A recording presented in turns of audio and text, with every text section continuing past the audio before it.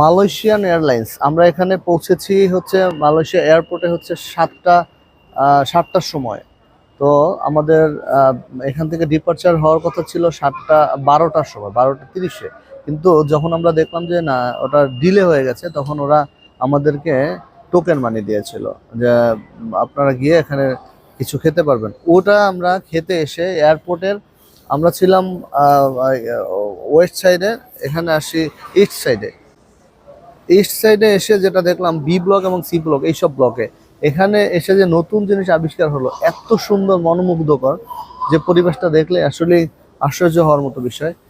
এই জিনিসটা অনেক অনেক সুন্দর। রিমা রিম্বা রিম্বা রিম্বা হচ্ছে এখানকার একটা জায়গার নাম, মূলত ওই সেই অনুযায়ী এটাকে অ্যালোকেট করা হয়েছে।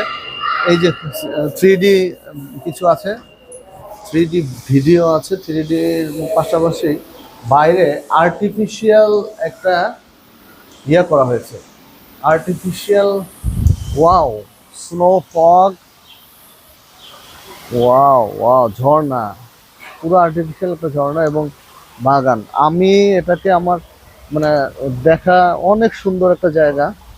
তবে এরকম একটা যদি নিজেদের বাড়ির ভিতরে করা যায়, বাংলো করে, তারপরে মানে কেউ যদি একবার বেড়াতে যায় বছরে একবার, তাহলে তার প্রশান্তিতে ভরে উঠবে।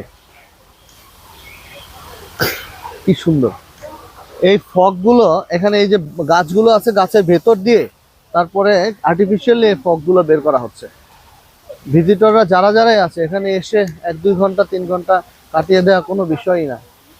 এখান থেকেও এয়ারপোর্ট থেকে বের হওয়া যায় ওই গেটটা দিয়ে। Yeah, excuse me, please. Thank you, thank you. No, no, it's okay, it's okay, it's okay. We are blogger also. Thank you. এই যে জিনিসটা, এটা হচ্ছে দৃষ্টিনন্দন। Yeah.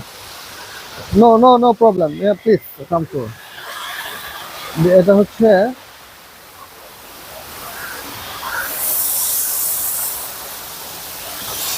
এই এই জিনিসটা হচ্ছে একদম টোটালি আর্টিফিশিয়াল, কিন্তু দেখতে এত সুন্দর মনে হচ্ছে, পুরো ন্যাচারাল।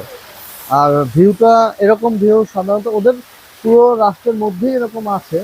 মানুষের মন জয় করার জন্য যেটা যেটা করা দরকার সেটা ঠিকই করছে।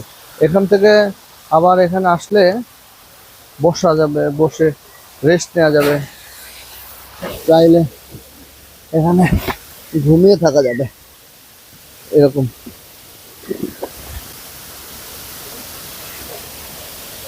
আহ